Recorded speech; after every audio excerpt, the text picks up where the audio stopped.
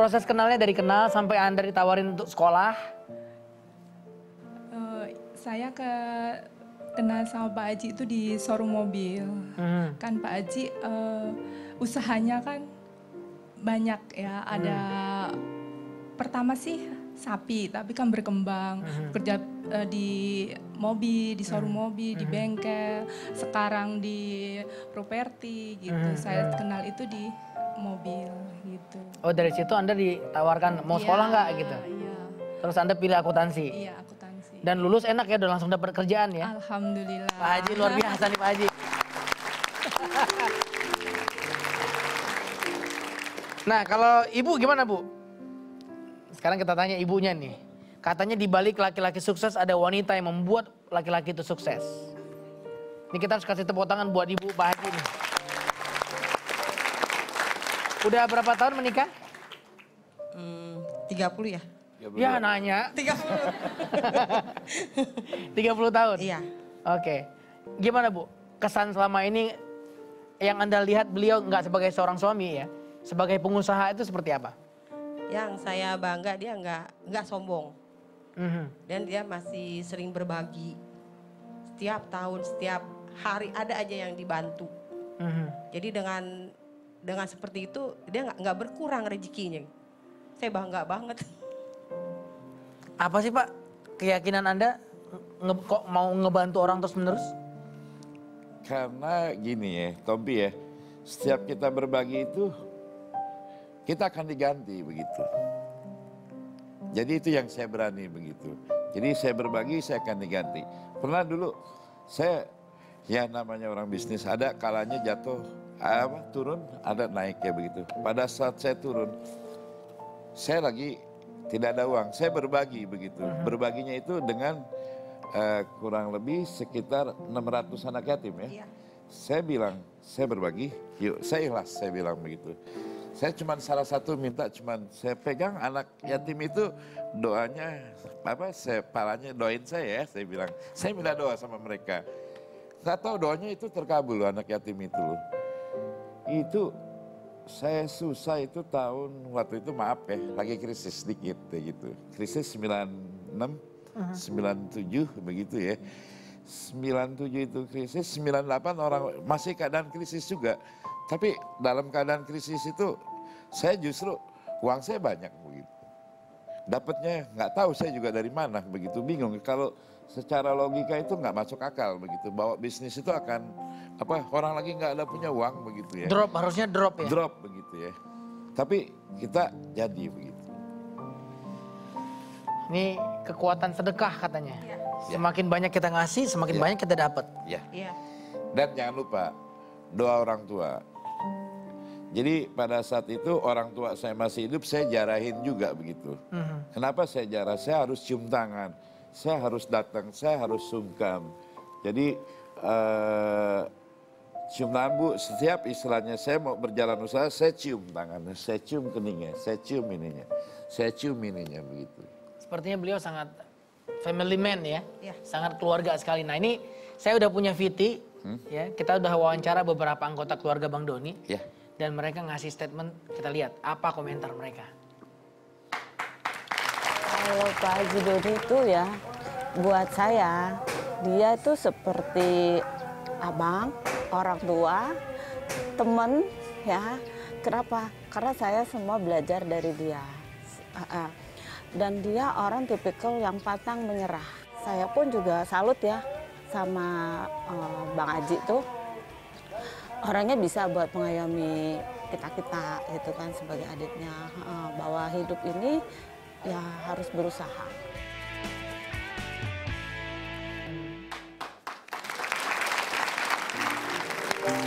Saya akan serahkan ke Bang Doni. Ini print dari kisah beliau di Sosok Kompas Selasa 4 November 2014. Bang Doni bisa diterima? Oke. Terima kasih banyak. Iya, Tompi. Luar biasa kisah beliau ini sangat menginspirasi dan mudah-mudahan buat pengusaha-pengusaha muda ya Bang Doni ya. Untuk tidak berhenti dan tetap berusaha. Kalau dulu susah makan daging, sekarang tidurnya pun sama daging. Kanan kiri daging. Nah, Bang Doni, Ya. setelah ini saya punya satu bintang tamu lagi. Oke. Ya. Nanti kita akan ngebahas tentang seorang wanita ya, yang berjuang untuk sampah Oke. plastik. Ya. Dia anti banget mengenai namanya plastik. Oke. Nah, tapi nggak berhenti di situ.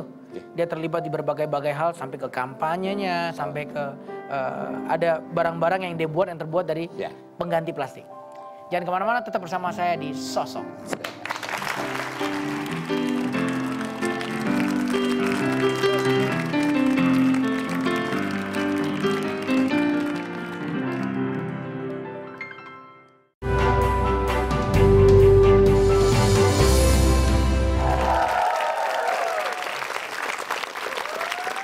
Dan kita kembali lagi di Sosok bersama saya Tompi, dan seperti tadi saya ceritakan, yang berikut ini, apakah ini? Bagus kan? Nah, ini model baru, baju model baru. Kita tadi lagi ngebahas sapi, sekarang sapinya datang. Udah dikantongin lagi, tinggal bawa Ini pulang. mau ngasih tahu, ini fashion ini. Apaan? Fashion baru. Oh, model ini baru. desain, Ya, fashion. namanya fashion. Plastik sampah. Bagus ya? Bagus, Jadi kan? orang jadi teralihkan, jadi ngeliatnya Iya. kesini nggak ngeliat ke wajahnya. Halo Lucian. Halo Mas Hai. Tompi. Oh, ini bintang tamu yang saya omongin. Oh ini. Kirain Ya sampahnya saya. numpuk Mas gitu pakai ya. ini apa katanya fashion ya Ini tadi dengerin? fashion nih, fashion. Oh iya. Baru nih. Ini saya juga fashion loh Mas. Bagus nggak Mas? Oh iya bagus sih. Bagus. Jadi gini Mas, bayangin aja nih Mas, wajah cantik saya nih ya. Wajah cantik saya ternyata itu bumi. Ini bumi cantik gitu kan. Bumi kayak saya cantik kan ya. Bulat ya. Ya kayak bumi gitu kan. Terus ternyata plastik datang tuh. Bus. Terus jadinya kayak gini. Tetap cantik nggak saya? Ajaib, iya cantik sih. Tapi acak-acakan ya. Jadi berantakan ya. Berantakan lah. Itu Jadi nggak sekarang selamat yang- buminya kalau begitu Iya. ya. Oh, Bener iya, banget. iya, Terus iya, sekarang betul, yang kita rasakan tuh kayak gitu. Bumi udah cantik, plastik datang bikin jelek kayak gini kayak saya Juga jadinya. merasa acak-acakan sebenarnya. Iya. Ini malah petakannya di sini. Lo gitu, tau nggak? Mas.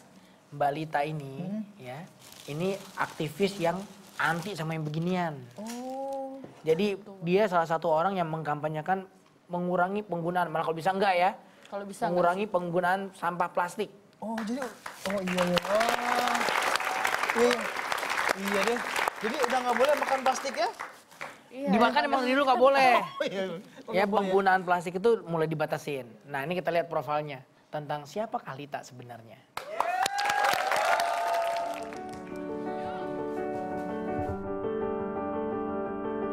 Usianya masih terbilang muda, namun lewat kiprahnya sebagai aktivis lingkungan, perempuan berusia 26 tahun yang masih tercatat sebagai mahasiswi Institut Pertanian Bogor ini sudah mendulang pengalaman yang cukup banyak sebagai pembicara di kancah internasional.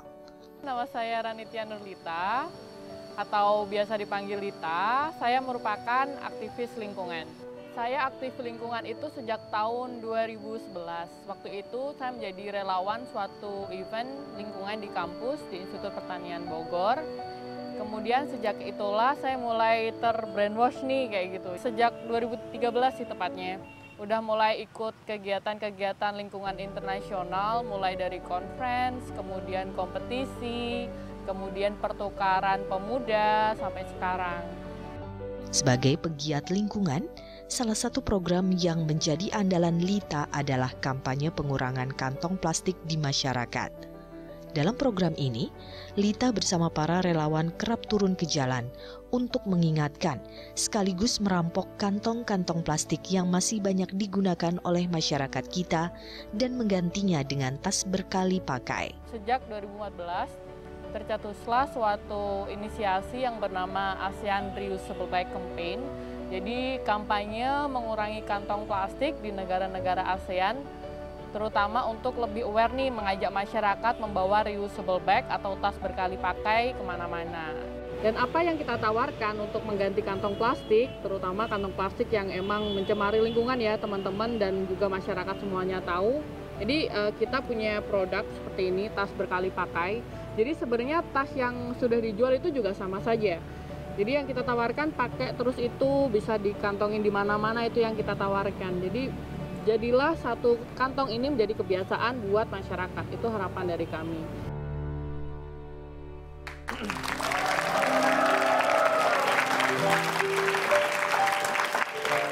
Ini niat bener ya? Sampai ngumpulin sampah, sampai ngebercak loh sekarang jilbabnya jadi. Bercak ya Mas ya? Warna-warna sampahnya nempel di sana. Iya. Kok bisa pas gitu loh? Hijau, orange, semuanya warna ada. Ini sebenarnya hasil rampokan sih Mas. Hasil rampokan? Iya. Maksudnya? Jadi kan kita ada berbagai macam kegiatan ya. Salah satunya kita ada rampok plastik. Rampok plastik? Apa itu? Jadi kita pergi ke supermarket, kita juga pergi ke pasar tradisional. Kita datang ke pokoknya orang-orang yang lagi rame beli belanja pakai kantong plastik.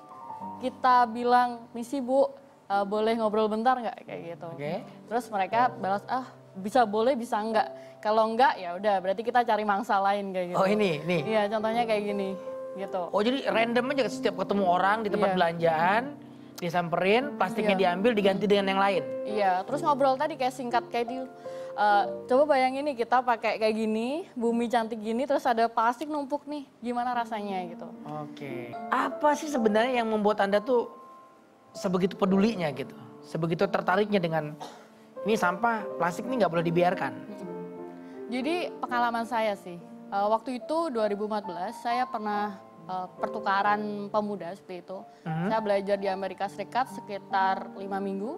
Di sana saya belajar tentang lingkungan, salah satunya isu sampah kayak gitu. Ternyata di negara maju, salah satunya di Amerika Serikat itu mereka udah luar biasa banget. Apa? Contohnya luar biasa nih, nggak ada sampah sama sekali, misal di pantai gitu. Padahal pantai kalau di sini banyak botol-botol, banyak plastik-plastik berserakan kayak gitu. Di sana nggak ada sama sekali. Terus waktu belanja, saya kaget, saya suruh bayar. Hah, saya bayar lebih, ngapain juga kan bayar plastik kayak gitu. Ternyata emang udah kebijakan pemerintah seperti itu. Terus selain itu juga, ternyata ada juga mereka yang membawa reusable bag sendiri nih. Oh iya, setiap belanja bawa kantong sendiri? Iya, bawa kantong sendiri kayak gitu. Dari situ saya hanya berpikir, kira-kira negara saya nih, negara saya tercinta, kok nggak bisa kayak gitu ya? Kapan ya kayak gitu? Sepulang dari Amerika Serikat 2014, saya membuatlah suatu project namanya Reusable Bag Campaign. Mulailah berkampanye di situ bahwa siapa yang Anda ajak nih? Kenapa? Yang untuk membantu Anda di rombongan ini siapa-siapa aja? Kalau dari rombongan sendiri, kebetulan teman-teman alumni di ASEAN Reusable Bag Campaign. Jadi kita sepulang program, alumni program, kita membuat program bersama namanya ASEAN Reusable Bag Campaign.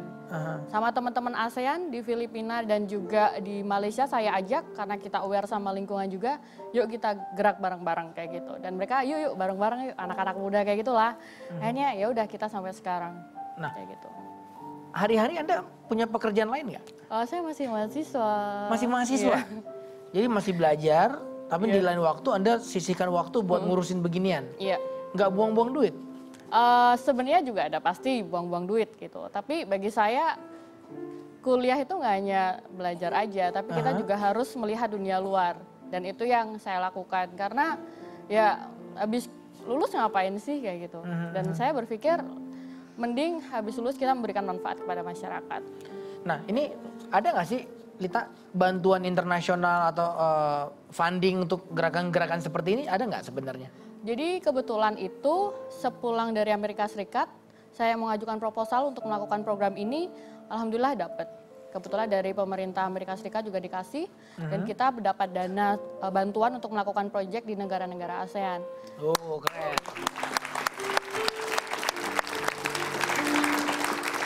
Jadi sejak itu, jadi udah berapa tahun nih terlibat dari yang tadinya nggak ngerti tentang sampah plastik sama sekali sampai sekarang aktif udah berapa tahun? Sejak 2011. 2011 ya? Dan Anda udah ikut banyak konferensi-konferensi, temu ilmiah dan lain-lain? Iya. Udah kemana aja? Dihitung banyak sih, lebih dari 17 negara sih. Ngurusin plastik doang tuh ya? Sampah plastik. Nggak habis-habis ya? Nggak habis-habis. Kalau di luar sekarang secara global isunya apa sih? Kalau isunya hampir sama, terutama marine debris. Jadi kayak sampah-sampah plastik yang akhirnya bertumpu atau berakhir di lautan kayak gitu. Dan semuanya concern di situ karena sampah-sampah berakhirnya di lautan. Dan salah satu Indonesia penyumbang sampah terbesar nomor 2. penyumbang sampah terbesar nomor 2. Iya. Untung belum nomor 1 ya. Jangan sampai. Nomor 1 siapa? Cina. Nomor 1 Tiongkok, Cina? Iya. Kayak Oke. gitu. Jangan sampai lah kayak gitu. Jangan sampai ya. Iya. Nah, dari pengalaman yang Lita udah jalanin sekian dari 2011 ya sampai sekarang, ada progres nggak sih? Kalau dari progres kebetulan Di negara kita nih, maksudnya orang kelihatan nggak sih ada perubahannya atau memang masih relatif sangat lambat gitu? Iya, kebetulan kita juga banyak mitra ya. Ada Indonesia Diet Kantong Plastik, kemudian juga Zona Bening, kemudian juga Nol Sampah, Youth for Climate, dan berbagai komunitas lingkungan dan lainnya.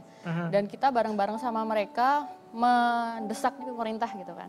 Apalagi kemarin sudah ada himbauan untuk plastik berbayar sebanyak Rp200 dan sesuai dengan peraturan dari Pemda masing-masing. Dari situ kita desak terus, kita share linknya agar mulai petisi, agar segera dibikin ditandatangani peraturan yang benar kayak gitu. Nah, ini saya pengen ngupas lebih lanjut ya. Desakan mereka terhadap pemerintah tuh dibelai-belai atau agak kenceng nih ya. Nanti kita bahas, jangan kemana-mana, tetap di Sosok bersama saya Tompi.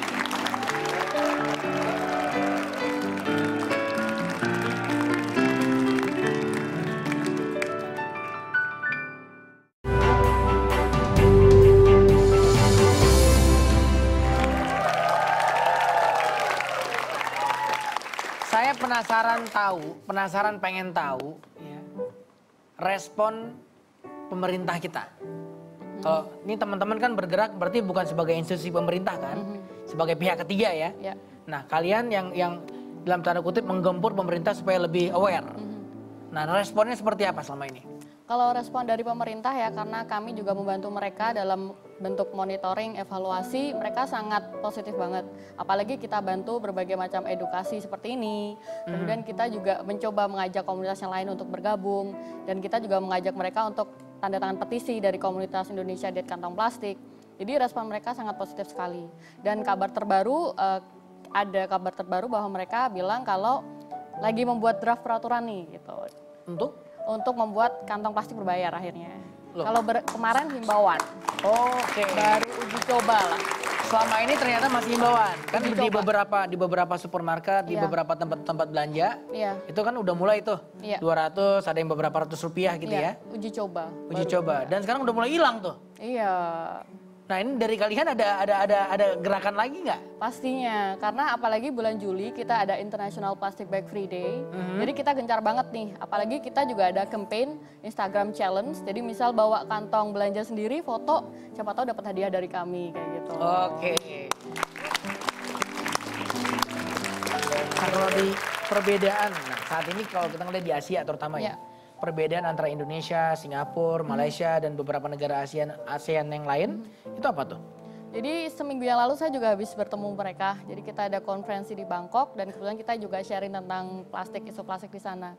Ternyata seperti Malaysia, kemudian juga Brunei, mereka sudah mulai menerapkan dari pemerintahnya. Dan juga Brunei, mereka tiap beberapa hari, misal tiap hari Sabtu atau hari Jumat, mereka ada One Day No Plastics. Dan One Day No Plastic? Iya. Jadi nggak hanya Car Free Day ya? Iya, kayak gitu. Mereka udah mencoba himbauan-himbauan seperti itu yang dilakukan. Dan itu berjalan dengan baik? Iya, sangat. Di Indonesia bisa dikerjakan? Ya, saya harap seperti itu. Ya, kita doain ya. Mudah-mudahan bisa kejadian. Nah, tentang reusable bag, saya dengar kalian sudah